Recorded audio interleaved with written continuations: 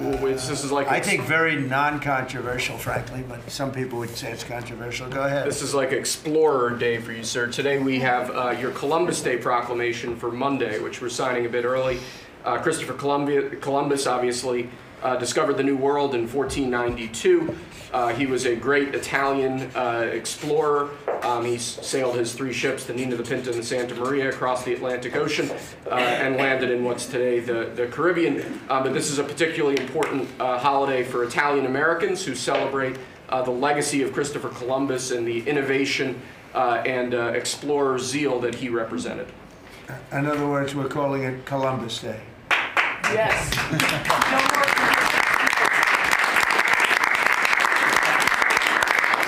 That was the press that broke out in applause. Can you believe that? I've never seen that happen before. The press actually broke out in applause. Good. Columbus Day. We're back. Columbus Day, we're back, Italians. We love the Italians. Okay. Thank you, Mr. Thank you. President. Great. Thank you very much. Have a good one, sir. So we covered Scandinavia and Italy. Not bad. Now for the rest of the world. So I want to thank everybody for being here. As you know, last night we reached a momentous breakthrough in the Middle East, something that people said was never going to be done. We ended the war in Gaza and really, on a much bigger basis, created peace. And I think it's going to be a lasting peace, hopefully an everlasting peace. Peace in the Middle East. We secured the release of all of the remaining hostages, and they should be released on Monday or Tuesday. Getting them is a complicated process. I'd rather not tell you what they have to do to get them. There are places you don't want to be, but we are getting the hostages back on Tuesday, Monday or Tuesday, and that'll be a day of joy. I'm going to try and make a trip over. We're going to try and get over there, and we're working on the timing, the exact timing. We're going to go to Egypt, where we'll have a signing, an additional signing. We've already had a signing representing me, but we're going to have an official signing. And the amazing thing is all of the countries over there, from Qatar to Saudi Arabia to UAE to all of them, I mean, the rich ones, the less than rich ones, they've all come together, something which is amazing, actually. They've all come together for this, and they're really probably the best relationships they've ever had. So it's been really something incredible that nobody thought it was possible to get it done. And very importantly, the hostages are coming back. As you know, they consider them hostages. They talk about them as hostages, but there are approximately 28 dead people, mostly young, mostly men, but and boys. I mean, boys. The one woman talked about her baby. Her baby's 25 years old, but you know, to her it's her baby, and we're bringing them home. We're getting everything, and to those parents, the dead young man is just as important, as though this person were alive. It's amazing. I've never seen anything quite like it. I've been very much involved. I've never seen anything quite like it. But it's really peace in the Middle East. And you remember October 7th was terrible, but also from the Hamas standpoint, they probably lost 70,000 people. That's big retribution. That's big retribution. But at some point, that whole thing has to stop, and we're going to see to it. Gaza is going to be slowly redone. You have tremendous wealth in that part of the world by certain countries, and just a small part of that, what they make will do wonders for Gaza.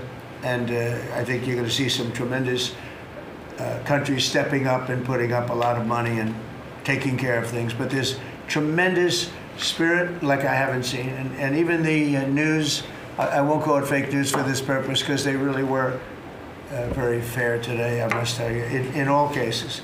But they covered it very well. They covered it very fairly. Everybody loves it, everybody. People that were never giving us a fair shake, frankly, they can't even believe it. They're so, they're amazed by it. A lot of people are. But it was just everything came together. I think the attack was very important on Iran, because let's say that didn't happen, they'd probably by now have a nuclear weapon, numerous nuclear weapons, and therefore, even if we signed a deal, there'd be a big dark cloud over it, and it wouldn't be the same thing. So Iran's different, but Iran wants to work on peace now. They've informed us, and they've acknowledged that they are totally in favor of this deal. They think it's a great thing. So we appreciate that, and we'll work with Iran. As you know, we have major sanctions on Iran and lots of other things. We would like to see them be able to rebuild their country too, but they can't have a nuclear weapon. So I want to express my tremendous gratitude to the leaders of Qatar, Egypt, and Turkey for helping us reach this incredible day and for being there. They were there with us all the way. And of course, as you know, Saudi Arabia and Jordan and so many. I will tell you, President Erdogan was personally involved in dealing with Hamas and some of the others. He's been great. They've all been really amazing. Indonesia's been amazing. Indonesia's been fantastic. The whole world has come together for this. People that didn't get along, people that didn't like each other, neighboring countries that frankly didn't like each other, but now it's just this moment in time. So we look forward to welcoming the hostages, like you can't believe, home to their families, and that'll take place early next week. We hope Monday or Tuesday. And all Americans should be proud of the role that our country has played in bringing this terrible conflict to an end. And I want to thank, some of the people, JD, you were fantastic, and Pete, you were great. Marco was fantastic. Some of you were very much involved. I'm looking around. So indirectly, I think almost everybody in this room was involved. Susie, I want to thank you very much. You were incredible. You've done an incredible job. So, and yes, John, what you've done was invaluable. CIA, John Ratcliffe, and he's done an incredible job. So I want to thank you all, and if I'm missing anybody, I apologize, but you've been amazing. And then you have Steve Witkoff, who worked so hard. And you remember we settled 7, this is number 8, we settled 7 wars, or major conflicts, but wars. And this is number 8. And the one that I thought would be maybe the quickest of all would be Russia-Ukraine, and I think that's going to happen too. But in the meantime, they're losing about 7,000 people a week, and that seems pretty bad. They're losing mostly soldiers, young soldiers. They go out to war, and they're getting killed. And while it doesn't affect us in a lot of ways, we've got a big ocean in between, you don't want to see that happen. It was a big mistake. That war should have never happened. It would have never happened if I were president.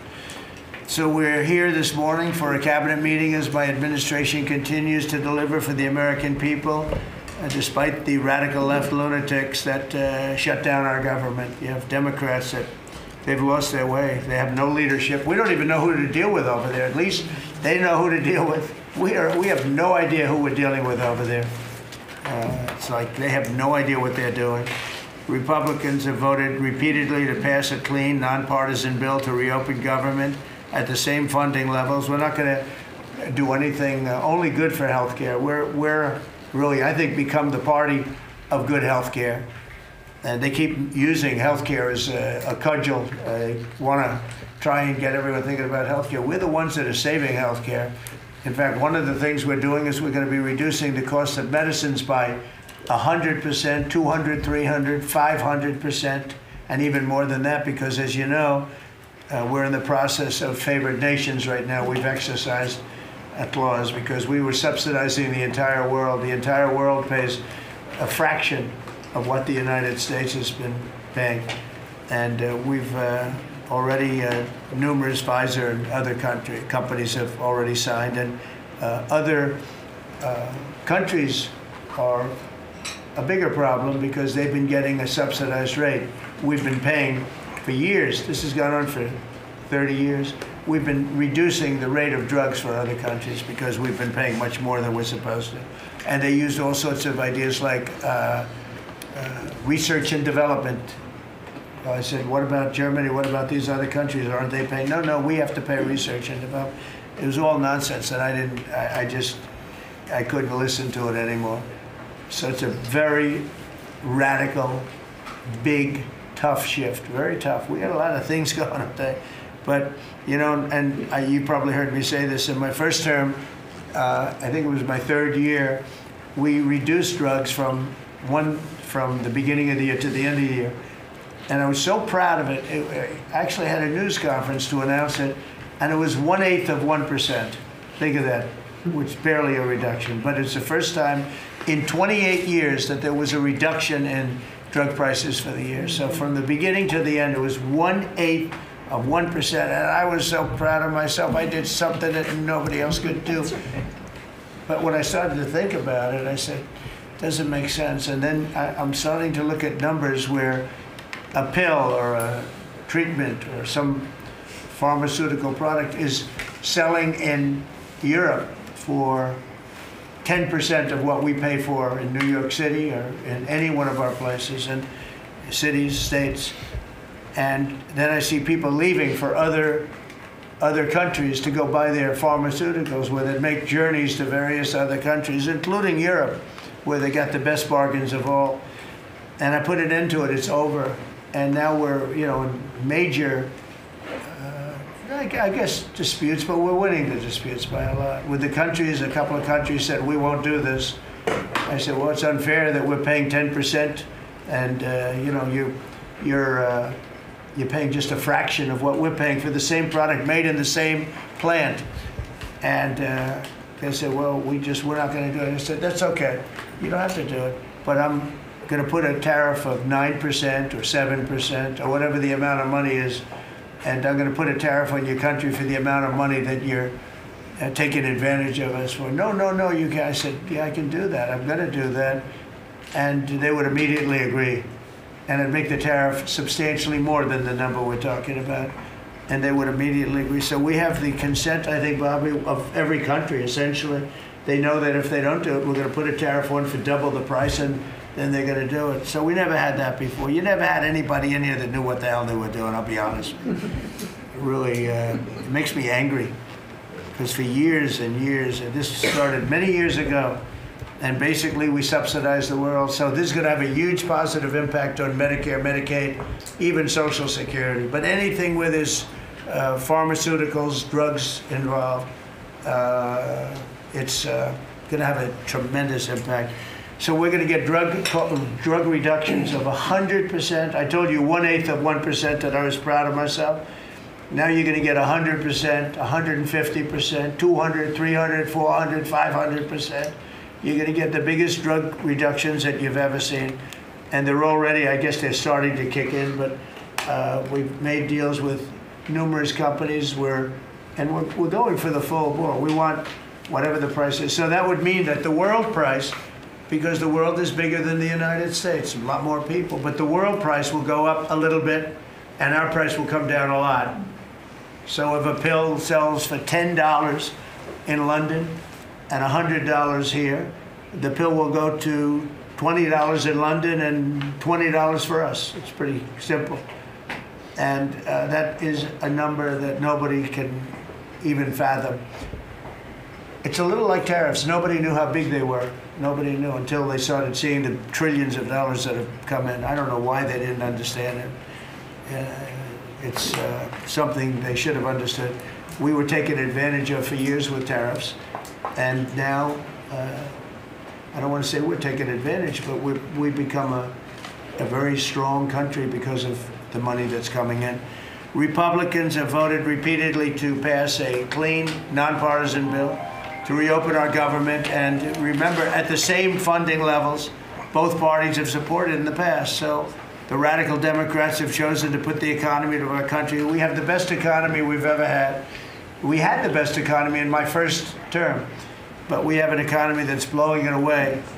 And we have the Democrats that are trying to obstruct. They don't want to have a good economy. I don't think they want to have a good country. That's why they try and stop our law enforcement from doing what we did in Washington, D.C. Washington, D.C., we have a great, safe, beautiful capital right now. Beautiful. It's so safe. You can walk down the street. Numerous people standing before me were mugged.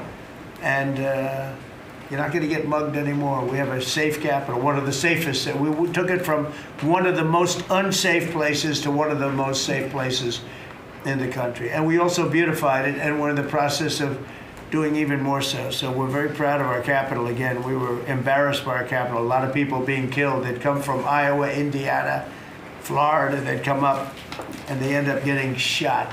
They're not getting shot. We moved out 1,700 people approximately, right?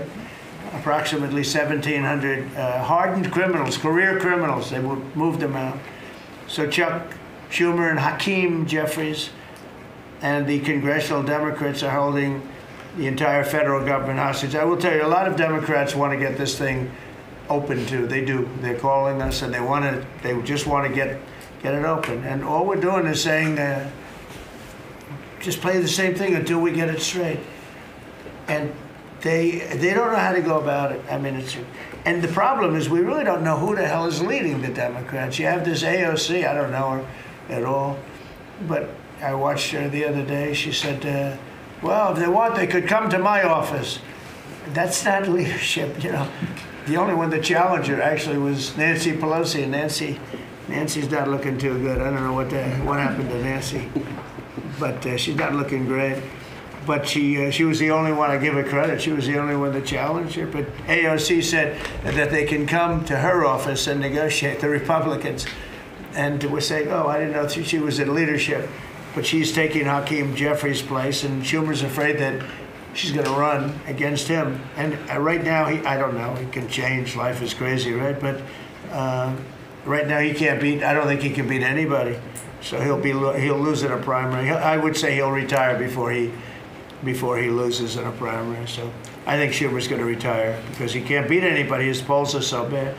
Meanwhile, the Democrat shutdown is causing pain and suffering for hardworking Americans, including our military, our air traffic controllers, and impoverished mothers, people with young children, people that have to live not the greatest of lives.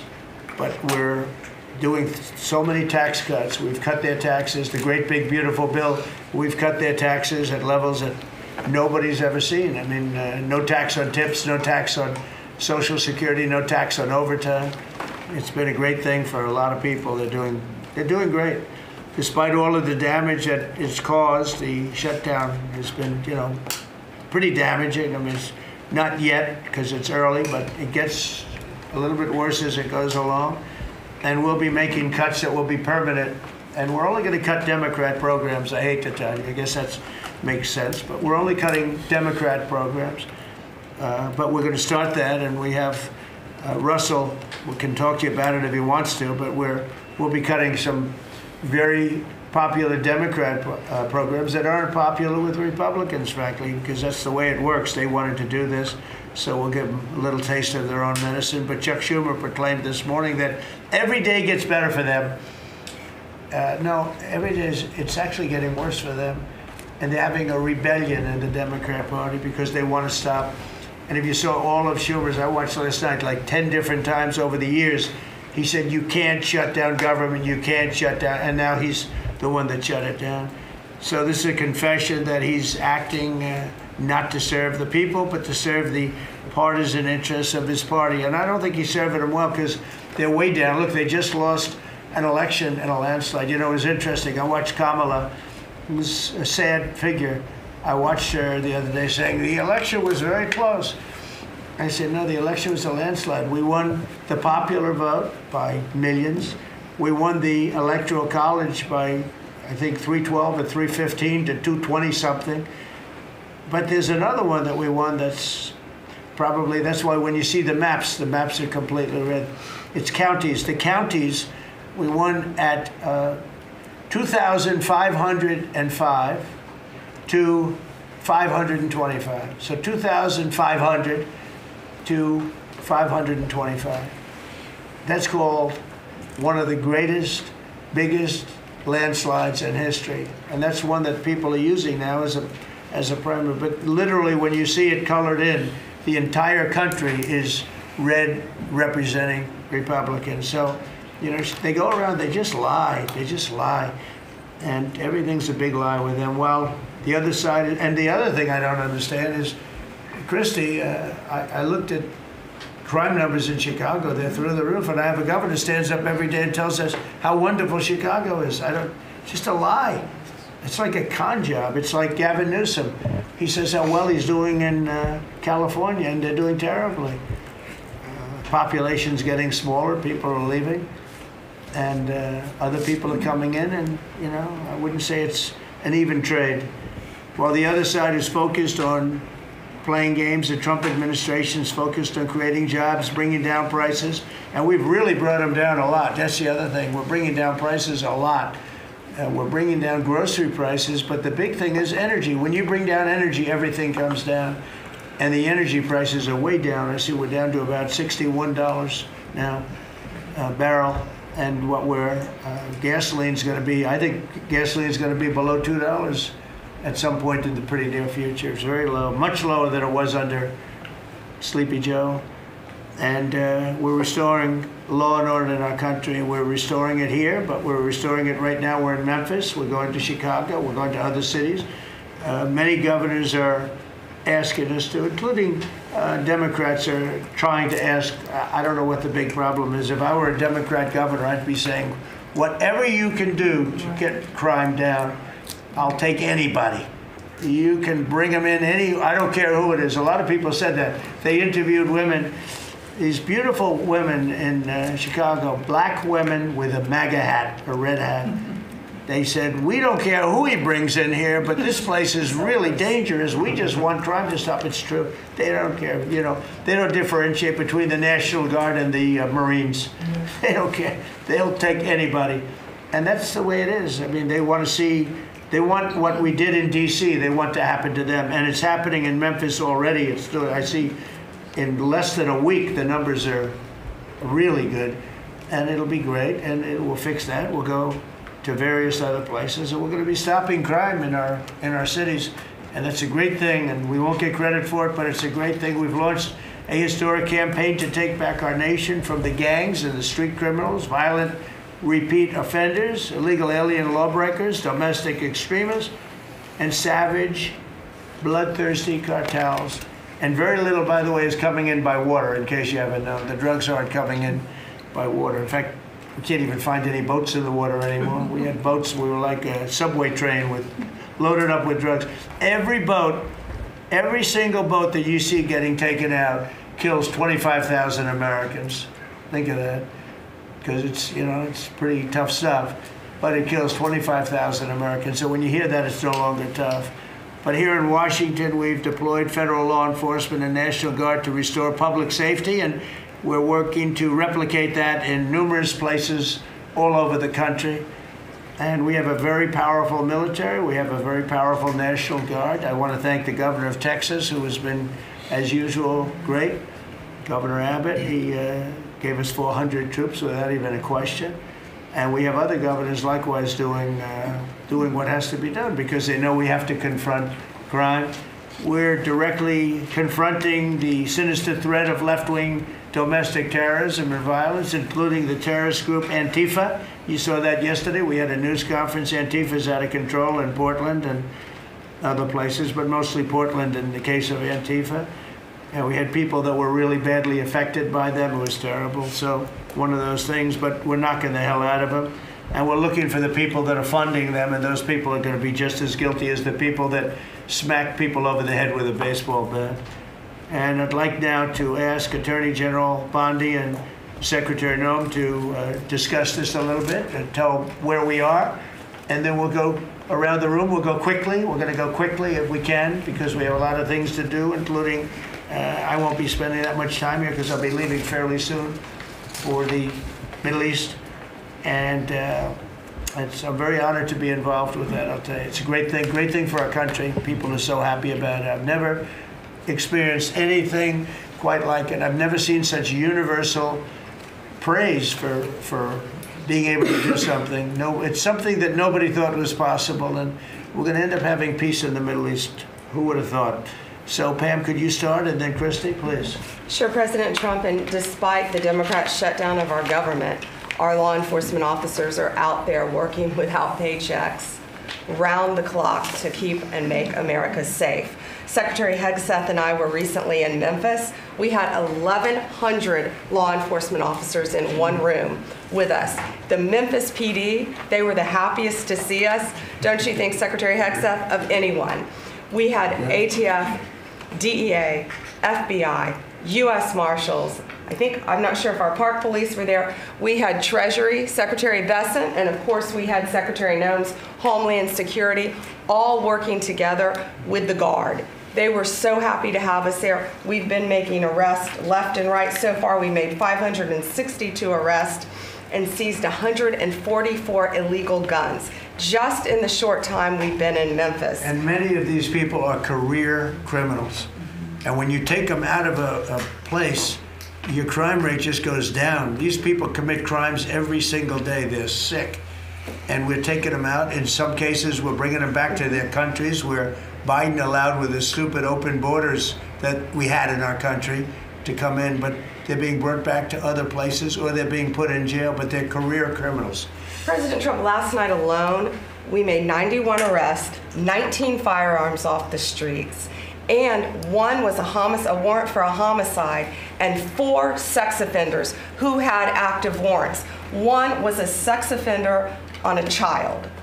Everything we did in Memphis was worth it, in my opinion, for that one arrest. Think about that. We got a child rapist off the streets, but yet we've made 562 arrests and still going strong in Memphis. Just what we did in D.C. But it's because it's all of us. It's a team working for you to make America safe, all together, round the clock. Thank you very much. Thank you, Pam. Thank You're doing you, a great President job. Trump. And it's amazing that we're not getting cooperation from Democrats. It's like, it's a new issue. You know, we have all the old issues of the wall and the border and all of the things, men playing in women's sports they still want that, transgender for everybody. All these issues are so crazy, but we have a new one. It's called crime. We stop crime and they allow crime. They want crime. It doesn't make sense. I think it's as ridiculous as the other things that we talk about all the time. But I've added it onto our list, a 5-letter word called crime.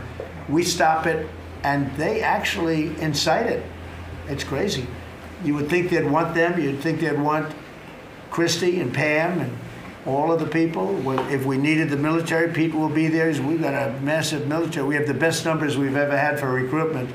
We have a lot of people now. We have people that can't get into them. In a great economy, they want to be soldiers again. A year ago, they didn't want to even think about it. Same thing as with police and firemen, everything. They want to join. They're proud of our country again. Christy, go ahead, please. Well, sir, thank you for your leadership and for deploying all of government to help us keep our country safe. You have talked extensively about how threatened our ICE officers are, but all of our law enforcement out there. And we saw the shooting in Dallas at that facility, so we're hardening all of our buildings and making sure that we have more security measures, snipers on the roof, people to protect our law enforcement while they're out there on the streets. But what I'm also doing, sir, is, and with your authority, is we're purchasing more buildings in Chicago to operate out of. We're gonna not back off. In fact, we're doubling down, and we're gonna be in more parts of Chicago in response to the people there. And then I was there a few days ago and looked at some facilities that we can deploy more law enforcement out of. Because what they're trying to do with these riots and violence is distract us and keep us from going after those murderers and rapists that are out in the streets. And then I was in Portland, went out and back on Tuesday, and met with the governor, met with the mayor, met with the chief of police and the superintendent of the highway patrol. They are all lying and disingenuous and dishonest people. Because as soon as you leave the room, then they make the exact opposite response. So we're looking at new facilities to purchase. They're in Portland too, and we're going to double down. And I told them if they didn't meet our demands for safety and security on the streets and work with us, then we were going to bring in more federal law enforcement. So I want to thank Pete and the Department of War for all their help. They've been fantastic. But while we fight litigation and work with Pam on that, we're going to send more of our resources and men and women out there to keep everybody safe. So no worries. What we see in D.C. and what we see in Memphis for benefits for people in the safety and security, we'll see that in Chicago and And Portland. the numbers in Memphis, it's only a week, but the numbers have been amazing, I understand. That's exactly right. The They've crime been numbers are way down. fantastic, and it shows what a partnership can be between local law enforcement and the federal government. And if we have to do it the hard way in Portland and Chicago, we will. Alright. But the people That's demand fine. And the President safety. Trump, my lawyers are in court right now as we speak for you, arguing in Chicago and Portland to keep them safe, to bring in the Guard.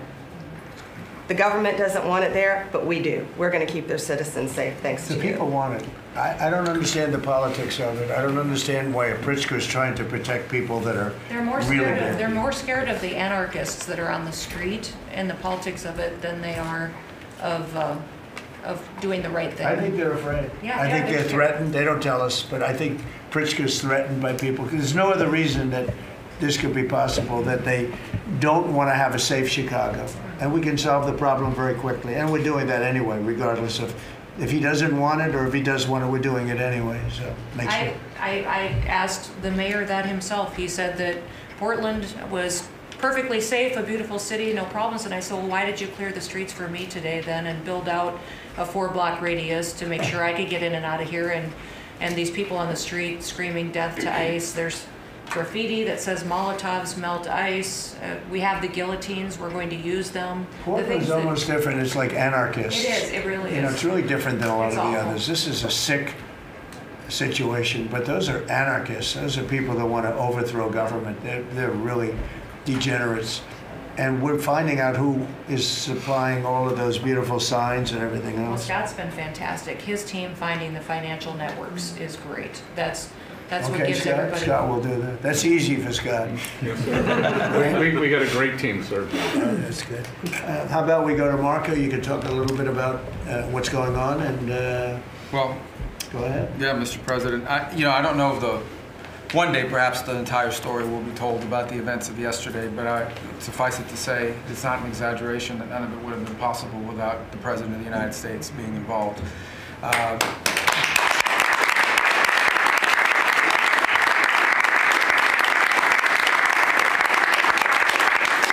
It really began with your trip to the Middle East, where these relationships were forged with partners in the region, personal relationships, close relationships that created the foundation where all of this was possible.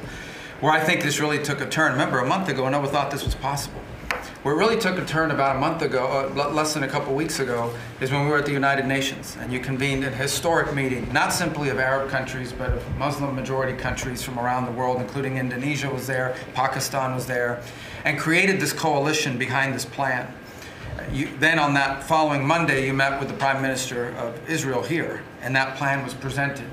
And then, of course, our great negotiating team followed up on it. In the interim, again, perhaps the stories will be told, perhaps they will never be told. The President had some extraordinary phone calls and meetings that required a high degree of intensity and commitment and made this happen. And I think what's important to understand is that yesterday what happened was really a human story. There's a geopolitical aspect to it, there's no doubt about it. It creates the conditions for Gaza to one day be a normal place again and people to have a better life and Israelis to be safe. But yesterday was a human story. And because of the work you put in, and honestly, not only is there no other leader in the world that could have put this together, Mr. President, but frankly, I don't know of any American president in the modern era that could have made this possible because of the actions you have taken unrelated to this and because of who you are and what you've done and how you're viewed. And this weekend, because of that, at some point very soon, we are going to see 20 living human beings emerge from the darkness into the light for the first time in 2 years. And that is because not only were you used the credibility and the power and the prestige of this office and the relationships you created, and you committed yourself to making it happen. And I think it will go down as a historic moment in the history of our country and something our country should be very proud of, that we have a president that's committed to not just peace, but to the human aspect of reuniting these families. My last point on this is just a couple days ago, Secretary Lutnick hosted us all, many of us, at the Kennedy Center. And we have these families, we've interacted with them for so many years, for 2 years now. And the stories are heartbreaking, both whose families are alive and those who are deceased as well, who want their relatives back so that they can complete the process of grieving. And it was, we had all hoped that perhaps that was the day that we would have an announcement for them on the anniversary of the 7th. But I know you were able to speak to some of those families last night. And I just hope the whole nation understands how incredibly proud they should be of their president and of their country for the role that they've played. And I don't want to let this moment pass, Mr. President, without also noting the incredible work of Steve Witkoff and Jared Kushner. Yeah. They're an incredible team working together, facing some substantial impediments to even being there this weekend and doing it. Let me just leave it at that. And they've done a great job on your behalf, Mr. President. They deserve a tremendous amount of credit. But thank you for what you've done for the world. For the world. Thank you very much, Walter. I appreciate it. I think because we have a very busy day with all that's going on, what we'll do is maybe just a few of you raise your hand if you'd like to say something that don't talk too long, Doug.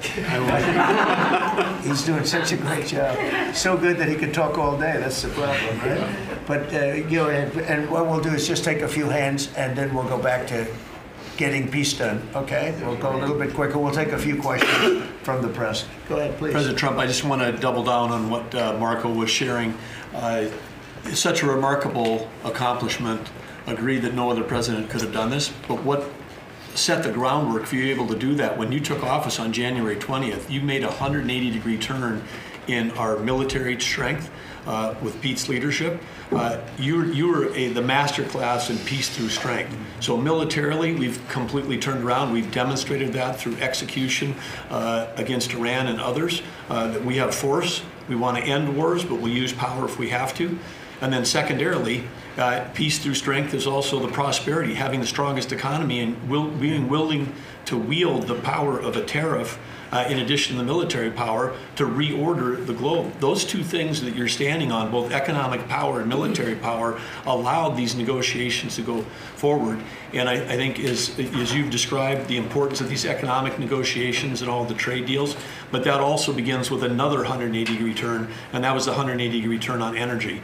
You have used energy diplomacy to bring prosperity to the American people, and you've used it to bring peace abroad. The combination of those three things have been remarkable, and now we're seeing the remarkable result.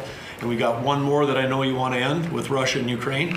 Energy is going to play a key role in that. And now with this historic agreement, we're in a position working with the Middle East to also end the Russian-Ukraine conflict. So again, congratulations. Thank you very much, Doug. I appreciate it.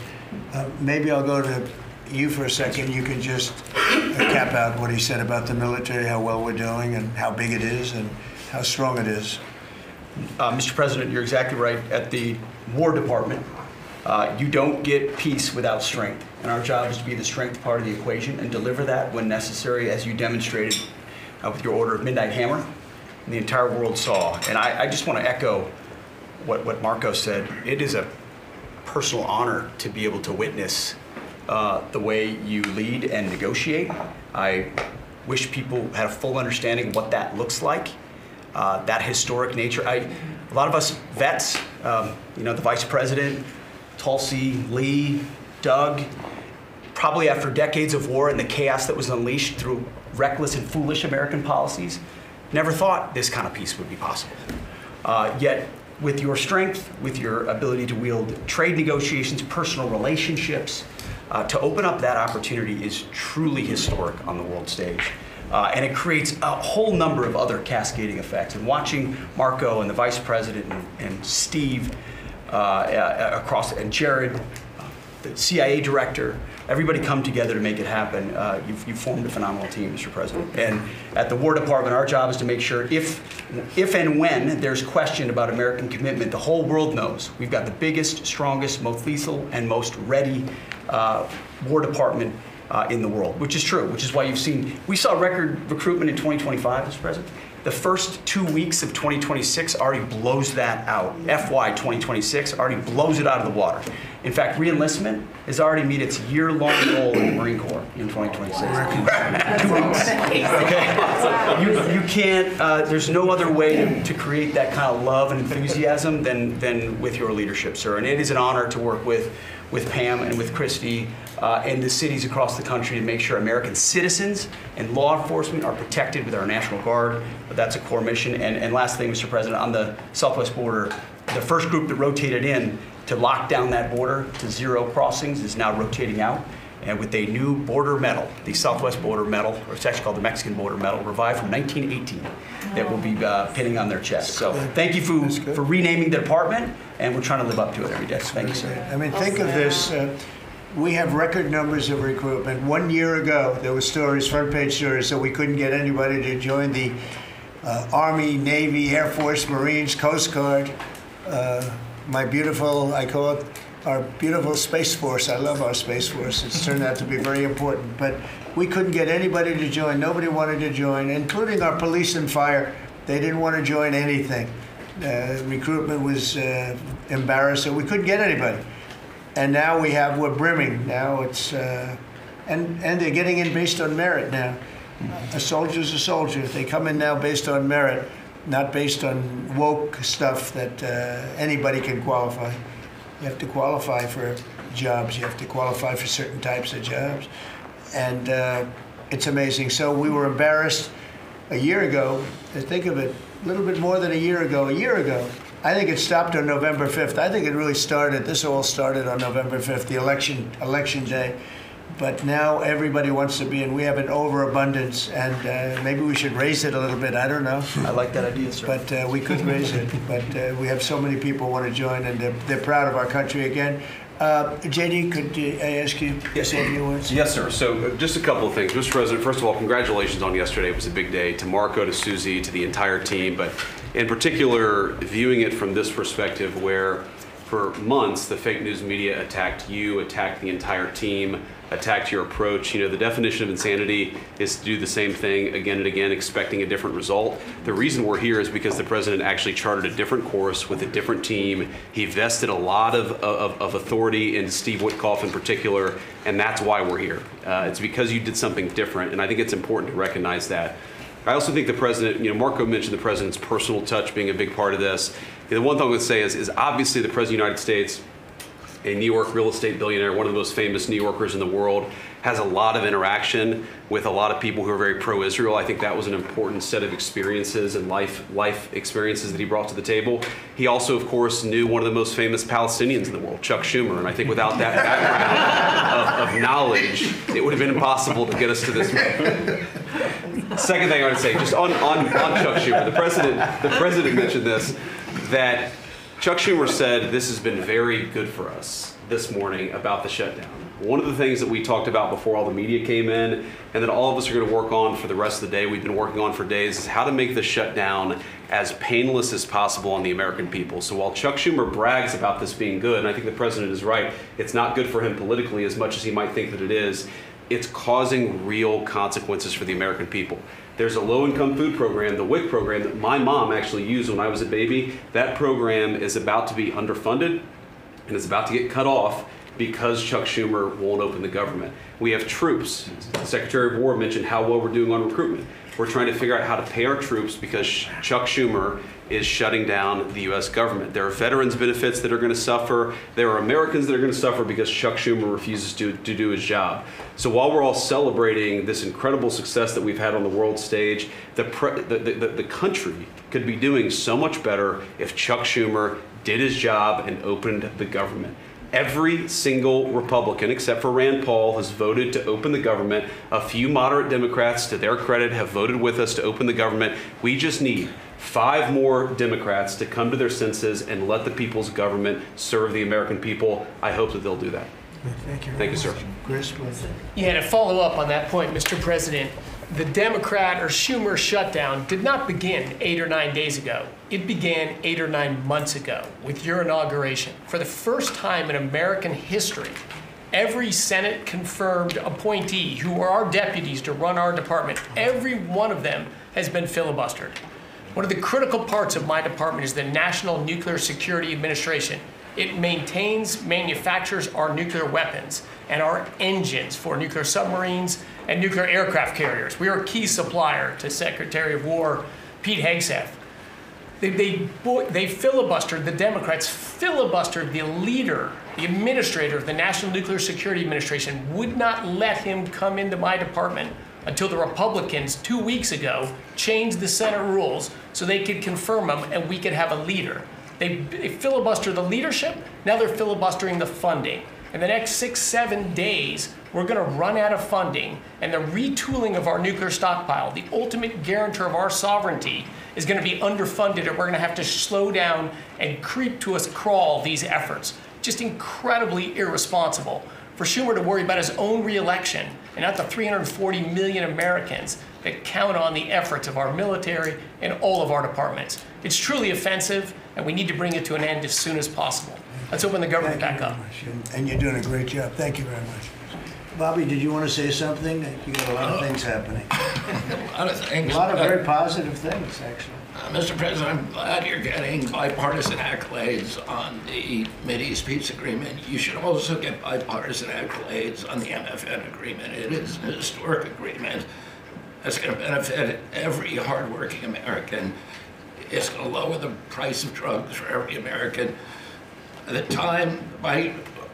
the time this administration is over, we will have 95% of the drugs in this country will be the lowest price in the world.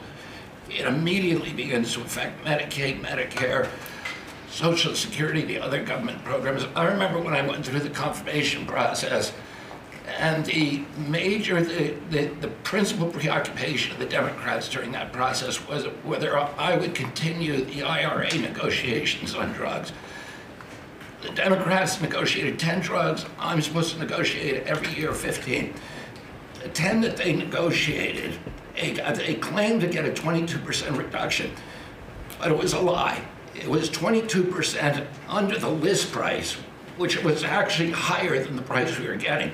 So Medicaid, Medicare ended up paying more for those drugs than they were paying beforehand. They only got a benefit on one drug. One was tied. 8 of them were lower. So they should be applauding what we're doing now. We're doing something that every administration, Democrat and Republican, has been saying that it was going to do for decades, and you got it done because you understood the power of the tariffs. That we had leverage over these companies. And you did it in a way which you asked us to do, to negotiate in a way that was not going to stifle innovation, that was going to make sure that those companies could bring their production home, and they are doing that. And it was a profound success. It will affect every American for 100 years. And you should be getting bipartisan accolades on that. I'll say one other thing about Tylenol, only because of this. This morning before I came in here, somebody showed me a TikTok video of a pregnant woman at 8 months pregnant. She is an associate professor at the Columbia Medical School. And she is saying F Trump and gobbling Tylenol with her baby in her placenta. And the level of Trump derangement syndrome has now left the political landscapes, and it is now in the realm of pathology.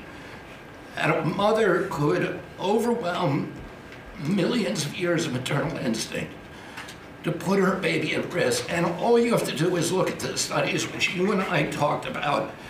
It's not dispositive that causes autism. It is so suggestive that anybody who takes this stuff during pregnancy, unless they have to, is irresponsible.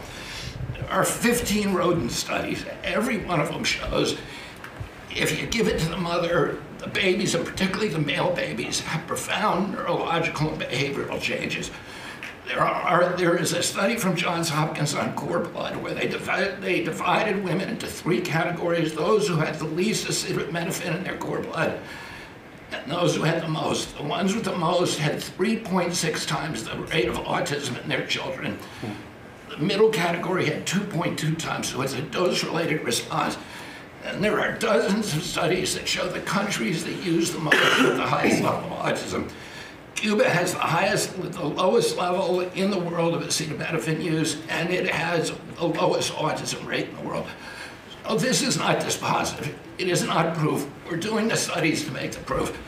But in the meantime, the precautionary principle should apply. And any mother who is taking this stuff during pregnancy just to get back at Donald Trump is doing something that is pathological. And we're seeing that across the board. I got a lot of other stuff to talk about, but I know we got a short time here. But thank you, Mr. President. You're making our country healthier again. Thank you, Bobby. Could you just say, for the record, state what the autism was, let's say, 20 years ago and what it is today? In 1970, the largest epidemiological study in history was performed. 900,000 kids were looked at. They were looking for autism in Wisconsin children. They looked at every child in Wisconsin who was 8 years old. They found an autism rate of 0.7 per 10,000. So almost close to 1 in 20,000, less than 1 in 10,000. Today, the autism rates are nationally are 1 in 31, but it's actually much worse than that because California, which has the best collection system, reports an autism rate of 1 in every 19 children, 1 in every 12.5 boys. This is a national security issue. There is nothing more important, and I'm grateful to you, Mr. President, because you know the flack that you take for talking about this issue. You've shown courage and you've shown leadership, and I can't thank you enough for letting me do this work. Thank you. So think of that, 1 in 20,000, and now it's 1 in 12 for boys, 1 in 18, 19 for girls. So obviously there's something that's artificially, I think, induced, something, whether it's the vaccines in terms of these massive vaccines that are twice the size of a jar like that, of a glass of water like that, I mean, into a baby's body. And I've suggested get them in doses, get them in, maybe 20%, 30%, but smaller, not such a big. I think, that.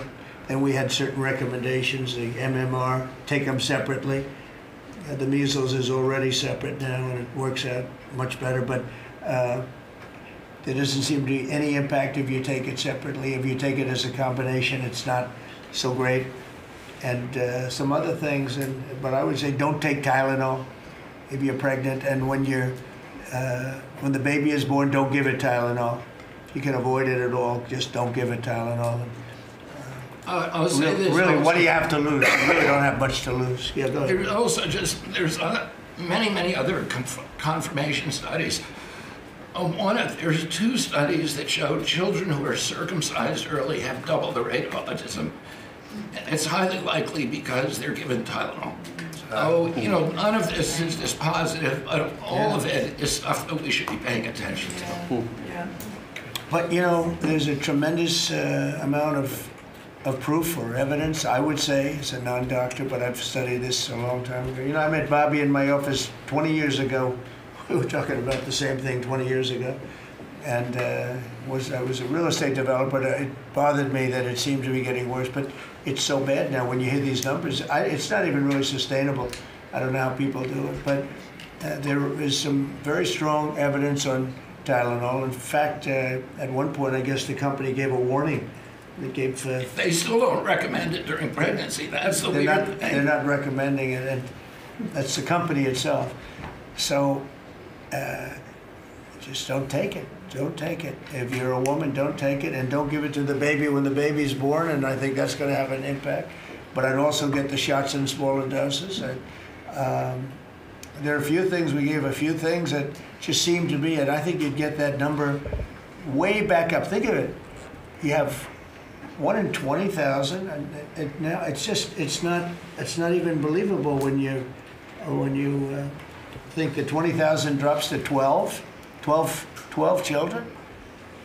So that's induced by something that's given or taken, and it should be able to be stopped. And you're talking about the Pennsylvania Dutch, you were talking about the Amish, where they don't take any of this stuff, and they have virtually none, right? They have no autism. So we're doing something very bad. Somebody's been given some bad things. Other countries, by the way, we have 82 vaccines that we give simultaneously. And I'm a vaccine believer, by the way. I believe in the polio vaccine. I believe in a lot of vaccines. But when you give 82 vaccines in a shot to a little baby that hasn't even formed yet, it's a lot of vaccines. And in Japan, they give a much smaller number. In Germany, they give a much smaller, like 28 vaccines. That's a lot too, but 28 is a lot different than 82. So, but I would say on the Tylenol, don't take it, and that will be. I think it's going to be a big factor. I think it'll be a very good result, and I hope we're going to be able to see that result in the not too distant future. Because certainly, people have heard us loud and clear. That's why I bring it up again. That's why I asked you to talk about it, because this is a horrible thing, and if you don't take it, I mean, you have to tough it through sometimes. There are other things you can do, but you have to tough it out. It's easy for me to say, but I think you're going to see numbers that will be it'll be so significantly improved, and maybe fully improved. I mean, there's something there. There's something going on, and we have to address it. And so I'm addressing it the best I can as a non-doctor, but I'm a man of common sense. Okay, any other questions? I'd like to comment on the Yeah, workforce. please. Mr. President, a lot of people are calling to give you the Nobel Peace Prize after this peace deal that you managed to achieve in the Middle East. First of all, your opinion on that, and I was wondering about your trip to the Middle East, if you can tell us if you're considering to speak at the Knesset, at the Israeli parliament. Well, they asked me to speak at the Knesset, and I've agreed to. If they would like me to, I will do it. It's the first time a president has ever done that, so that makes it very interesting, right? Yeah. But yeah, so I will do it if they want me to. They have asked me to do that. Thank you. Families of hostages are out in the streets in Israel dancing and crying tears They're of all joy. dancing in the streets right now. They're dancing in the streets. They're so happy. Everybody's happy. They're dancing in the streets of Arab countries, Muslim countries. I've never seen anything like it. Everybody is happy. It's been really amazing. Thank you. President Trump, on the international peacekeeping force that's going to deploy to Gaza soon, do you expect that Pakistan, Turkey, other countries to contribute forces? Has that become firmed up? And also on the shutdown, it seems like in the House there's a majority support for a temporary extension of the Obamacare subsidies, perhaps minus the funds for illegal immigrants. Is that how you see the deal to end the shutdown happening? Well, I see the deal just getting extended as we continue to talk, but we're willing to pay because we're paying. It's very simple. We're paying. And the Democrats are the ones that caused this problem. And it's a big problem for them. They have a lot of break in their ranks. But so I see that, I think that'll get worked out. But we want to get back before we do this. We don't want to have a gun held to our head. We don't like that. And the public doesn't like it either. So we want to get back. And I think it's going to work out. I think it's going to work out very well. It's something that shouldn't have happened. This was supposed to take place before the election. This was supposed to take place on September 28th before the election. We shouldn't even be talking about this right now. This is actually something that shouldn't have even happened. Yeah, please. Mr. President, looking ahead, what guarantees Hamas disarms and that Israel doesn't resume bombing once the hostages are The first released? thing we're doing is getting our hostages back, okay? And that's what people wanted more than anything else. They wanted these hostages back that have lived in hell like nobody has ever even dreamt possible. And after that, we'll see. But they've agreed to things, and I think it's going to move along pretty well. But what is phase two? When does it I'm not begin? going to talk about that because you sort of know what phase two is, but there will be disarming, there will be pullbacks, there will be a lot of things that are happening. I gave you a whole list of 22 different things that will take place. And I think it'll take place, and I think you're going to end up with peace in the Middle East. But we have to get our hostages back. And we weren't going to do it at the end. We're going to do it at the beginning. We said we want them at the beginning. We're not doing it. We got the hostages back. We did, as a group with Steve and Jared and Marco and me and all of us. We got the hostages back. We got many of them back. Many, unfortunately, were dead. But we got many back that are now living with their families, with their parents in many cases, and with their husbands, families, wives. Many of them, they celebrate all over. They're the ones that are celebrating the loudest. They're all over. There are a lot of them that we got out. But the last 20, and I always said the last ones are going to be the most difficult. But it's been a very big deal getting the hostages out. But the rest is going to take place too. And can you promise Palestinians they will be able to stay? Well, they know exactly what we're doing. We're going to create something where people can live. You can't live right now in Gaza. The place is it's a horrible situation. Nobody's ever seen anything like it. So yeah, we're going to create better conditions for people. Yeah, please. Mr. President, excuse me, what kind of security guarantees is the United States going to make for Gaza? Well, we're going to work with very wealthy countries that love people, frankly. I know them very well. They love people, but they love Arab people, and they love Muslims, and they love, I think right now they love everybody, and they're immensely wealthy, and they're going to be involved in putting up money, and for them it's a small amount of money. For somebody else it's a large amount of money, but these are the wealthiest countries in the world, and they'll be very much involved in making it as good as possible. And what's your take now on a two-state solution, sir? Just to follow up on that. What is your view now on a two-state solution for the? I don't have a view. I'm going to go with what they agree to. Mr. President, given that there are some tough provisions for Israel in this agreement, are you at all concerned that Bibi Netanyahu may not continue in his post? He may be deposed. That Bibi may go a little bit out of whack. That he may no longer be prime minister when this is over. Look, that's politics. It could be. I don't know. I think he's very popular right now. He's much more popular today than he was 5 days ago. I can tell you. Right now, maybe people shouldn't run against him. 5 days ago, it might not have been a bad idea. No, Bibi's become. This has been a very good thing. I don't think he did it for that reason. Okay, but I think just looking as an analyst would look at this, I think Bibi should be very popular right now. Yeah, please. What will happen if Hamas says that it cannot locate or was not able to find all of the deceased hostages' bodies within the time frame? We'll have to see. I think that's going to be, it's largely been answered. We know where most of them are. Actually, the bodies are a bigger problem because some of the bodies are going to be a little bit hard to find. It's a terrible thing to discuss even, but you understand, we're all people, we're grown-ups, we understand life. Nobody can understand this though because this could have taken place, but we have the hostages for the most part, and so I don't think it's going to be overly big. The situation with the bodies, they say 20, 28, some are going to be a little bit hard to find, but we're going to do the best we can. Yeah, please. If they don't find them within the time frame. Please. Thank you, sir. Regarding Jared Kushner's role in the negotiations, can you explain a little bit about why he came on at the last minute? And then in regards to the WIC program that the Vice President mentioned, do you know when the funding that you promised through the tariff revenue will actually go through to communities? Because there's reports that WIC providers are actually starting to close down today. Well, okay, let me just answer the Jared. So Jared's a very smart guy.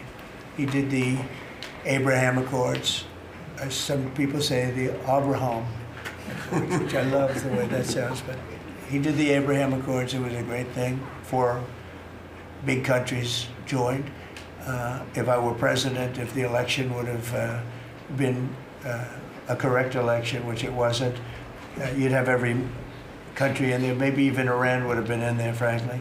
But you'd have every country in. Now, by the way, that's going to be filled up rather quickly. People want to join the Abraham Accords. And I put Jared there because he's a very smart person, and he knows the region, knows the people, knows a lot of the players. And the combination of him and Steve Witkoff and Marco and Cooper, who is, as I hear, has been fantastic, and others that were involved. JD was very much involved. I mean, we had a very smart group of people working. We had a lot of different players, different countries, and very diverse countries, very different from each other. They had certain things in common, but they had a lot of things, mostly things that were not at all common to their countries. So we had a very smart group of people. These are high IQ people. Okay, I talk about how many low IQ people we have in our government. We got some real low ones, but some shockingly low. But these are very high IQ people, and that's what we want. I like high IQ people. Yeah. Mr. President, thank you. Can I ask you about the China? You're meeting with President Xi. The Chinese have now set to put in new export controls on rare earth minerals, and they've stopped buying soybeans from the U.S. What do you hope to get out of that meeting now with President Xi? Well, we'll see. I mean, I just heard this a little while ago before we came in, so I haven't been briefed on it.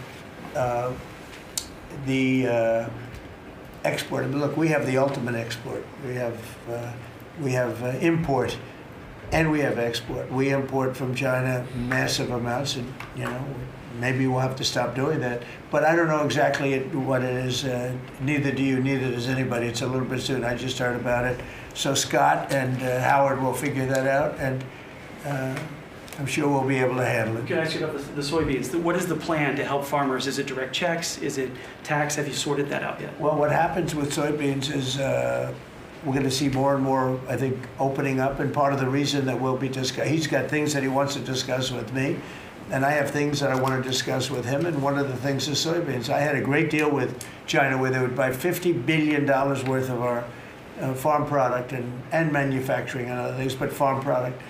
And it was going along well. Then when the election turned out to be a rigged election and we had the wrong guy get in there, he didn't do anything about it. I used to call up President Xi every 2 weeks, or I'd call up people in China, say, you got to keep going, you're not buying the amount that you agreed to. And this went on for, ever since we signed the agreement. It was a great agreement.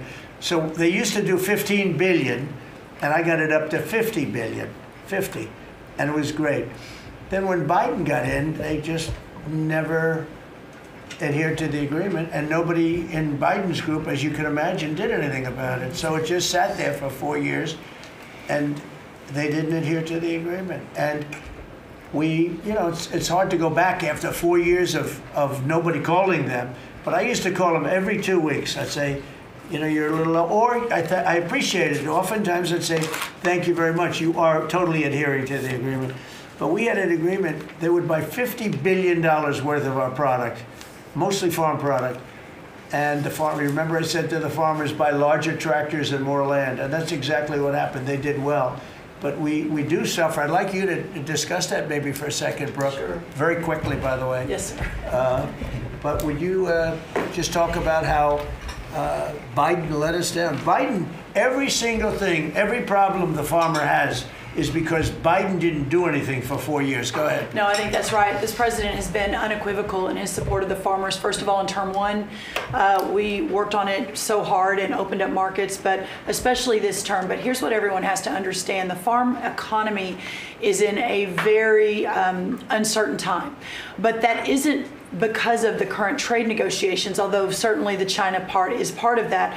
But we inherited a slew of issues. First of all, as the president said, when we left Trump 1, we had an agriculture trade surplus. When we came back for Trump 2, it was a $50 billion ag deficit. That isn't everything, that's just agriculture.